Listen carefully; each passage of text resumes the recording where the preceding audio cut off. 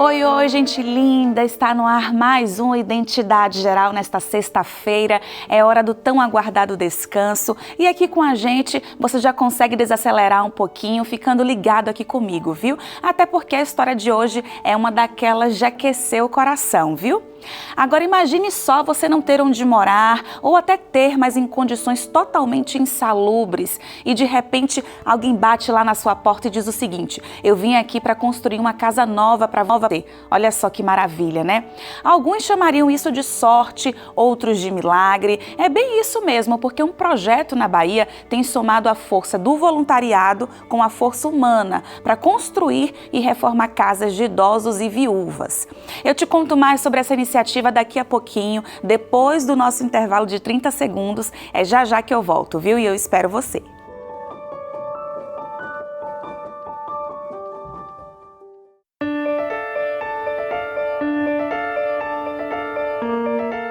Estamos de volta, minha gente. Olha só, recentemente a gente apresentou para vocês um especial lá na Bahia, em que eu entrevistei o herói de Itabuna, o seu Jean de Oliveira. Ele ficou super conhecido porque resgatou em uma jangada bem simples mais de 120 pessoas de uma enchente lá no final de 2021. Foi uma história forte, impactante, que chamou a atenção, inclusive, do país inteiro. Infelizmente, o cenário de enchentes em Itabuna não é algo inédito na vida dos moradores desse município baiano, viu? Há aproximadamente 50 anos, Itabuna sofreu com outra forte chuva no mesmo período de final de ano e devastou a cidade por completo. Fez pessoas perderem suas casas e também seus negócios.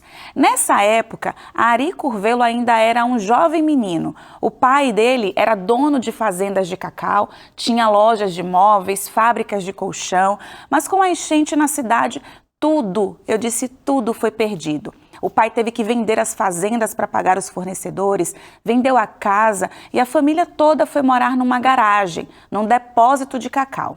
Bom, a entrevista de hoje não é sobre tragédias ambientais, sobre quem perdeu tudo que tinha e com o tempo conseguiu recuperar bens materiais. O nosso bate-papo, na verdade, é sobre um lugar digno para morar. É sobre poder deitar à noite no travesseiro sem a preocupação de que uma chuva pode fazer desabar aquele que é o único teto sobre a sua cabeça. O nosso convidado de hoje, pastor Ari Marques Curvelo, está aqui porque aos 64 anos ele dedica a vida dele de forma voluntária para reforçar e construir casas de pessoas em situação de extrema vulnerabilidade social. Pastor Ari, com a equipe do projeto Mãos Solidárias, reconstrói lares para que as pessoas tenham vida e vida com dignidade, né, pastor? Coisa que a gente precisa ter mesmo, essa garantia de uma vida tranquila, de uma vida com bem-estar. E eu te agradeço demais, viu, pastor, por você estar aqui hoje. Uma boa noite para você, seja muito bem-vindo. Boa noite, Heloísa. Heloísa, é muito bom estar com a Novo Tempo. É muito gostoso servir as pessoas necessitadas. Eu tive esse privilégio, né, fui convidado a fazer parte dessa equipe e Deus tem me dado muitas alegrias e a minha vida tem sido renovada em ver a alegria e a felicidade de pessoas que têm sido beneficiadas. Eu acredito, viu, pastor? Eu já participei também de alguns projetos voluntários. Eu acredito que a gente que faz e que presta essa ajuda, na verdade, somos os mais ajudados, né? Os mais auxiliados. A gente consegue mudar completamente o nosso olhar, até acerca da vida mesmo, o nosso senso de gratidão. Tudo isso é transformado por essa experiência, né?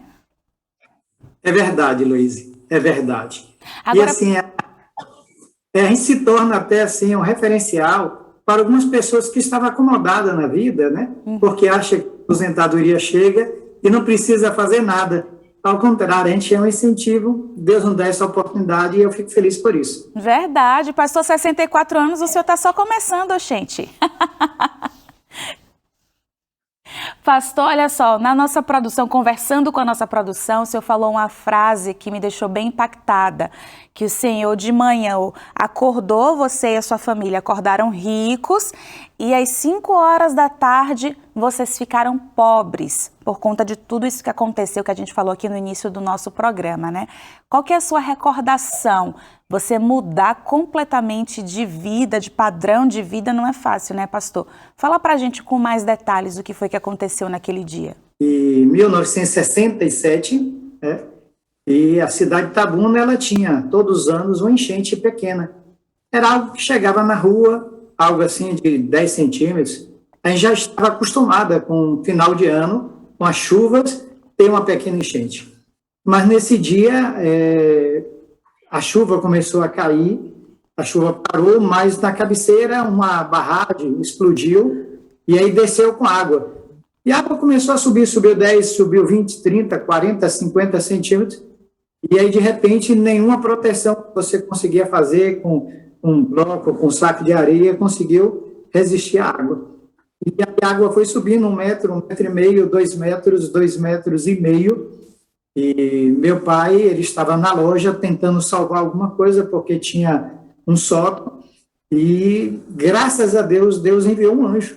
Quem saberia que meu pai estava dentro da loja, uma loja com mais de 30 metros de extensão, e pegou meu pai e botou dentro da canoa para a canoa sair de dentro da loja. A canoa já estava batendo na porta, e meu pai deitado dentro da canoa, e ele, então, foram puxando, conseguiu tirar a canoa, e meu pai sobreviveu. Muitas pessoas morreram eletrocutado, muitas pessoas, foi uma tragédia na cidade. Meu pai tinha 2 fazendas de cacau, ele teve que vender as fazendas para pagar os fornecedores, e aí meu pai vendeu a casa, que valia 300 mil por 50 mil, só para pagar as pessoas, né, que ele tinha sido avalista. E aí nós fomos morar em um dos imóveis que o pai tinha na cidade ainda, tinha uma garagem com mais de 30 metros, com um apartamento em cima, e essa garagem era um depósito de cacau, e o apartamento de cima estava alugado, e nós precisávamos do aluguel do apartamento de cima para complemento. E aí fomos morar nessa garagem com cheiro de cacau, e as divisões dos quartos eram os guarda-roupa. Depois de algum tempo, quando meu pai foi fazer um exame, percebeu que ele tinha tido um infarto, e não percebeu que tinha tido um infarto. Naquele corre-corre, sustentando 10 filhos, minha mãe e ele, né, e agora sem nada. Mas Deus cuidou da gente. Eu fico imaginando, ouvindo o seu relato, eu fiquei aqui me imaginando nessa situação, né? Perder tudo, mudar de padrão de vida, ver o pai correndo risco de vida, passar por toda essa crise financeira. Meu Deus, quanta coisa, né, pastor? E além de você viver tudo isso, tem outras nuances também na sua história, né? Aos 14 anos, você teve ali o primeiro contato com o álcool e, de repente, se viu completamente dependente do álcool. Como foi essa parte da sua história, pastor? Olha bem, como nós somos, como eu disse, éramos 10 irmãos, hoje nós somos 8, então, e éramos muito hiperativos, dava muito trabalho ao meu pai e à minha mãe, e as pessoas que são hiperativas, que aprontam muito na comunidade, ele faz um rótulo, né? Faz um rótulo assim, danados, né? Criadores de gado. Então, tudo que acontecia na rua e no bairro de errado, aí dizia, foi o filho de Corvelo, foi o filho de Corvelo. Então, meu pai já nos, né, disciplinávamos, e a gente conversava um com o outro, com os irmãos, você fez, nós não fizemos. A gente fazia agora, porque a gente apanhou, porque não tinha feito, então agora a gente fazia, e agora apanhava de novo. Mas agora a gente apanhava feliz, porque a gente tinha feito, né? Eita, Lelê! Aí meu pai, para poder... Deus deu uma sabedoria muito grande, meu pai, para parar de nos disciplinar, ele me colocou para trabalhar com 10 anos de idade, numa farmácia, botou outro irmão, que eram uns 4, assim, bem juntinho, que eram os que aprontavam mesmo, o outro, que era mais velho que 1 ano, ele foi trabalhar num posto de gasolina, o outro irmão foi trabalhar numa loja de moda, e o irmão mais velho, desses 4, chama Aquiles, ele foi trabalhar numa loja que vende produtos de fazenda, né? E com 25 anos de idade eu descobri que meu pai pagava o dono de todas essas lojas para nos pagar. Né? Olha só!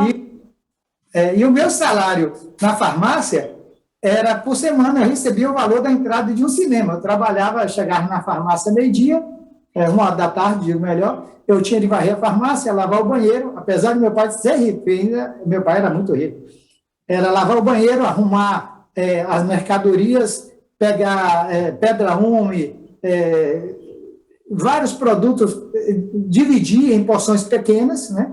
E no final do dia, lavar o banheiro de novo, varrer a farmácia, fechar a porta, junto com o proprietário, para de manhã, quando abrisse a farmácia estava totalmente limpo. E o contato com a questão do álcool, quando foi? A farmácia recebia amostra grátis do biotônico com Fontoura. E meus colegas de farmácia, né, sempre me pediam para fazer alguns favores, eles pegaram assim, uma caixa de biotônico com Fontoura, assim, as amostras, de em torno de 200 ml, 150 ml, e aí me deu e disse assim, chega em casa, bote na geladeira e vai bebendo. Né? Aí vai abrir o apetite, você vai ficar mais forte, e adolescente gosta de ficar mais forte, né? E aí eu coloquei o biotônico com Fontoura na geladeira e comecei a beber, e aí sempre eu recebia e comecei a beber. Então, ali com 14 anos, eu comecei a beber o biotônico com Fontoura, que na época, hoje não tem mais, na época tinha álcool, e eu comecei a ter contato com álcool, né?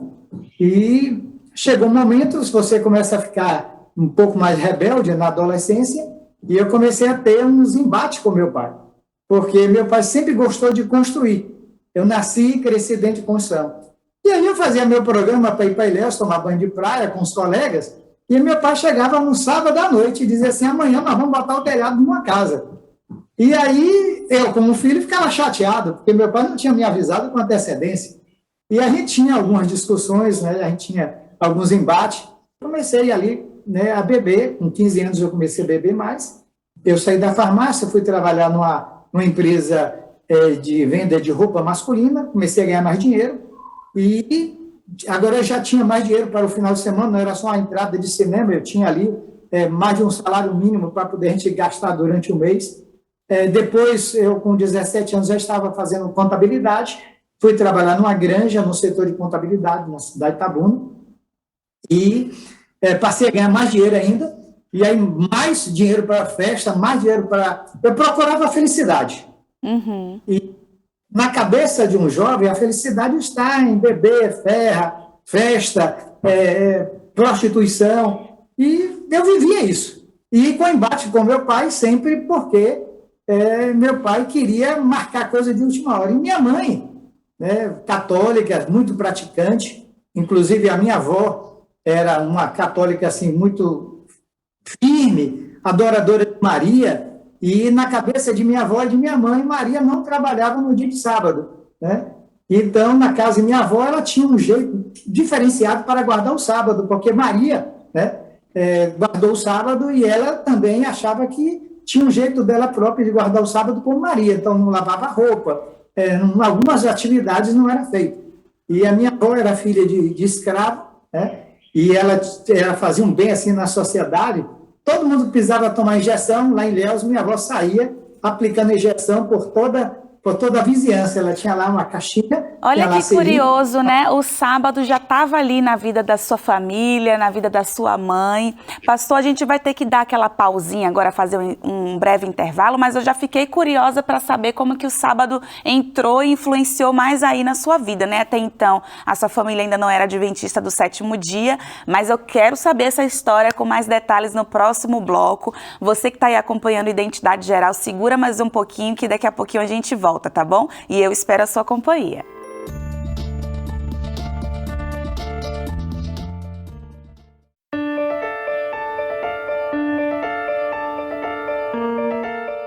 Já estamos de volta, a gente recebe hoje aqui no Identidade Geral o pastor Ari Curvelo, ele que está lá na Bahia e tem um projeto muito bonito sobre habitação, com o intuito de ajudar as pessoas que estão em situação de vulnerabilidade, que têm problemas estruturais em sua casa. Esse projeto visa proporcionar qualidade de vida, principalmente para idosos e viúvas. E a gente estava conversando aqui sobre a trajetória de vida do pastor, porque ele já passou por um momento de ver a sua casa sendo levada pela chuva, né? Uma frase muito forte que ele já disse no meio da sua história é que ele acordou rico e às 5 da tarde ele já tinha ficado pobre, a família perdeu praticamente tudo, fazendas, negócios, por conta das chuvas. E no finalzinho do bloco anterior, né, pastor, a gente estava falando sobre essa questão do sábado na vida de vocês, na vida do Senhor, da sua família, a sua mãe, a sua avó já tinham o costume de descansar ao sábado, mas me conta, como foi que você conheceu a Igreja Adventista? Um comportor vendeu esse livro, Minha Herança do meu pai, Ciência do Bom Viver.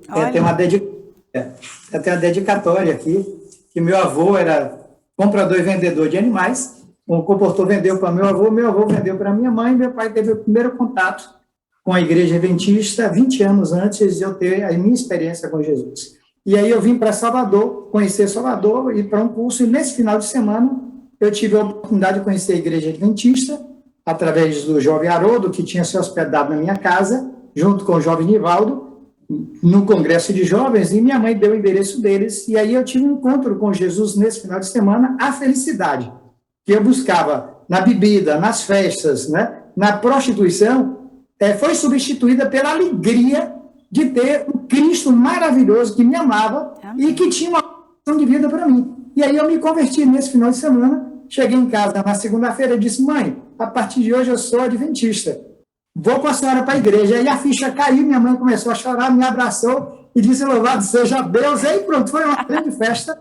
Agora eram eu, minha mãe e minha irmã mais velha, servindo a Deus na igreja adventista, sétimo dia na cidade de Itabuna. Que coisa boa, viu, pastor? Que coisa boa. E aí você ainda, se não bastasse se tornar adventista, o senhor se tornou pastor também da igreja. Tem uma linda trajetória também, que a gente até tem que combinar um outro programa para você contar da sua trajetória. Eu tive o privilégio, inclusive, de conhecer a Damares também, no Colégio Adventista, aí em Salvador, um pouquinho da sua família, e sei da sua trajetória aí, viu? No auxílio da vida espiritual de tantas pessoas, de tantas famílias. Hoje o senhor já não está mais ali, né, no distrito, atuando na igreja como pastor, mas está atuando com outro chamado, né? Atuando aí nesse projeto Mãos Solidárias, ajudando essas famílias. E habitação é uma questão que preocupa muita gente, né, pastor? E conta um pouquinho qual é o projeto, como o projeto se desenrola, como que as pessoas têm sido auxiliadas, como que vocês chegam até essas pessoas. Nessa preocupação da aposentadoria, é triste, algumas pessoas me chamando para abrir empresa, para trabalhar em empresa. Eu digo: não, Deus me deu tudo que eu queria durante 36 anos, eu não vou virar as costas para Deus. E aí, 4 empresários se reuniram, depois de 3 terem tido um sonho, né, e ter lido a Bíblia em Mateus 25, eles sabendo que eu estava aposentado, um deles me conhecia, porque eu fui pastor dele na Igreja Central durante 5 anos, ele me chamou para fazer parte de um projeto que estava ali, um embrião começando, que era construir casas para pessoa idosa abaixo da linha da miséria.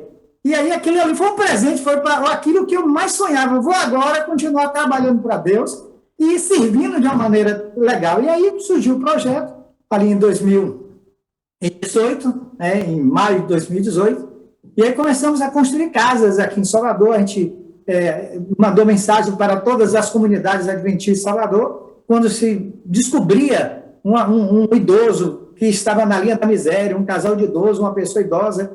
Aí a gente ia com a igreja ali, via a situação, fazia um projeto. A gente tem um engenheiro que também nos ajuda, chamado Rigner, e a gente ia lá e aí fazia uma intervenção com a igreja, porque a gente sempre colocou a igreja do lado. A gente destruía a casa, se a casa tivesse de construir a outra, se a casa dava para recuperar, a gente recuperava a casa. E ali em 2018 nós construímos, né, e ajudamos a reformar em torno de 18 a 20 casas em 2018. E em 2019 foi mais ou menos umas 15 casas, né? E aí no início de 2020 veio a pandemia, a gente já tinha construído e reformado já umas 4 casas, e aí a fome chegou. E fome não espera.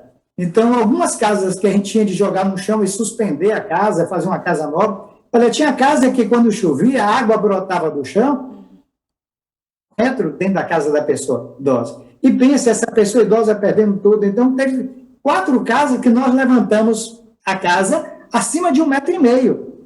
E aí demos dignidade para essas pessoas. E uma outra coisa que a gente hoje aqui no Identidade quer frisar também é a construção de uma casa, de uma estrutura espiritual, que é importante que a gente faça essa base hoje para que a gente vá para a nossa verdadeira mansão celestial quando Jesus voltar. E para a gente conseguir essa pavimentação espiritual, a Rede Novo Tempo de Comunicação tem aqui vários guias de estudo da Bíblia. E eu queria mostrar aqui um específico, que é o guia Evidências. Ele foi elaborado, escrito pelo arqueólogo Rodrigo Silva. Então aqui a gente consegue essa pavimentação espiritual para que a gente vá para a nossa mansão celestial. A gente está aqui com o pastor Ari falando sobre habitação, sobre casas com dignidade, sobre estruturas sólidas para que quando a chuva vier não derrube a casa das pessoas, e a gente também precisa dessa solidez na nossa vida espiritual. E esses guias de estudos oferecidos aqui pela Novo Tempo nos ajudam justamente nessa tarefa. E para você pedir é muito simples. Você vai pegar seu celular aí, vai entrar no aplicativo do WhatsApp e vai mandar uma mensagem para a gente. O número é o 012 98244 0077. E aí você vai escrever pedindo o seu guia Evidências, oferecido pelo programa Identidade Geral. Pede urgentemente, porque a gente precisa cada dia mais dessa solidez, dessa pavimentação espiritual, para que a gente se fortaleça e se prepare para o encontro com Cristo, né? A gente não vê a hora desse momento chegar. Agora, se você não tem um WhatsApp, não tem problema, você pode ligar aqui pra gente. O número é o 012 2127 3121. Você liga pra cá, só que em horário comercial. Agora já não vai dar mais pra você ligar apenas na segunda-feira, tá bom? Então você liga pra cá, pede também o seu guia, ele vai chegar gratuitamente na sua casa, ele vai ser entregue com toda a segurança pelos correios, e eu tenho certeza que esse guia vai te ajudar e muito nessa trajetória, né, espiritual que a gente precisa garantir aqui enquanto a gente está aqui nessa terra. Pastor, o nosso tempo já está, né, se encurtando, mas antes da gente chegar, né, antes da gente encerrar aqui o programa, eu queria dizer perguntar para o senhor, na verdade, qual que é a sensação de encontrar uma família numa situação de vulnerabilidade, através do projeto Mãos Solidárias, garantir essa dignidade da pessoa e se despedir, vendo no rosto, no semblante dela, a sensação de segurança e de alívio. Nós temos chegado, né, a 43 residências construídas e reformadas, né? E cada vez que a gente entrega um projeto desse, de uma casa digna para uma pessoa, para uma família, a gente vê o sorriso, né, a alegria. Teve uma senhora mesmo da Igreja Assembleia de Deus, que nós beneficiamos, construímos, levantamos a casa, 1,60 m, ela levantava as mãos para os céus e agradecia: Senhor, tu ouviu minhas orações, Senhor, eu clamei muito. E aquilo ali é contagiante. Eu e o irmão Daniel, que a gente faz a parte elétrica das casas, a gente nos divertimos fazendo toda a instalação elétrica depois que a casa está pronta. Então ela chorava e ela liga sempre para mim, manda. Uma outra senhora que a casa estava para cair, ela perdeu o pai, perdeu um irmão, perdeu o filho, em menos de 6 meses, e o filho tentou tirar a vida 3 vezes, o marido abandonou, e aí quando construímos a casa dela, reformamos a casa dela, e na primeira chuva, ela acordou de madrugada puxando os filhos para um canto onde a casa iria cair, iria proteger. Os filhos disseram: mãe, a casa não vai cair mais, a casa é nova, mãe. Ai, que coisa boa. Alegria. Então, é muito gostoso, é muito gostoso. Só de ouvir você falar, a gente já consegue sentir essa emoção e a alegria de ver, né, essas pessoas morando em lugares dignos de verdade. Pastor, parabéns por esse projeto, parabéns a todos que estão envolvidos junto com você no projeto Mãos Solidárias, parabéns aos empresários que apoiam esse projeto. Muito obrigada pela sua participação aqui hoje no Identidade Geral. Essa história é linda de conversão, e mais ainda, é lindo também ver essa sua força, né? Essa sua garra, é incansável, o Senhor é incansável, está sempre ali disposto para ajudar na obra de Deus. Isso é muito lindo. Muito obrigada, viu? Ok, ontem mesmo nós fizemos 800 cestas básicas. Olha só. E aí estamos ajudando a reformar mais 2 casas, né? Agora, uma é no interior aqui da Bahia, perto do Morro de São Paulo. Estamos lá construindo a casa, temos uma outra aqui que estamos ajeitando, o senhor está sendo tratado no Provida, ali em Cachoeira, e é uma alegria estar com vocês, ver que o que mudou a minha vida foi um estudo bíblico como esse que você ofereceu. Eu aconselho ao ouvinte que ainda não teve a oportunidade de estudar a Bíblia, que peça esse estudo bíblico e evidência. Tenha certeza que Deus tem um plano especial para a sua vida, como teve para a minha. Amém. E hoje, e eu estou vivo, foi porque Cristo Jesus entrou no meu coração, me tirou do alcoolismo, e me deu alegria, me deu uma família, me deu um ministério, e me deu a alegria agora de servir a comunidade aqui em Salvador, como um voluntário, ajudando a construir casa, ajudando a preparar cestas básicas, e que Deus seja louvado sempre na minha vida, Amém. na vida de cada doador. Tem pessoas que dão R$10, tem pessoas que dão um saco de cimento, tem pessoas que dão R$1.000, tem pessoas que dão 5.000. Então, é essa força de pessoas, dando cada uma parte, que ajuda a gente a transformar a vida vidas de pessoas que precisam ser transformadas e ter dignidade, porque todo mundo merece dignidade, porque Cristo Jesus, quando esteve na terra, perdeu dignidade aos pobres, aos pecadores e aos menos favorecidos. Verdade, pastor. Um cheiro para o Senhor, viu? Fica com Deus. E para você que acompanhou aqui o Identidade até agora, aquele abraço também apertado. Um feliz sábado para você. Que amanhã seja um dia, na verdade que hoje seja um dia de deleite, de renovação espiritual. Um cheiro e até a próxima.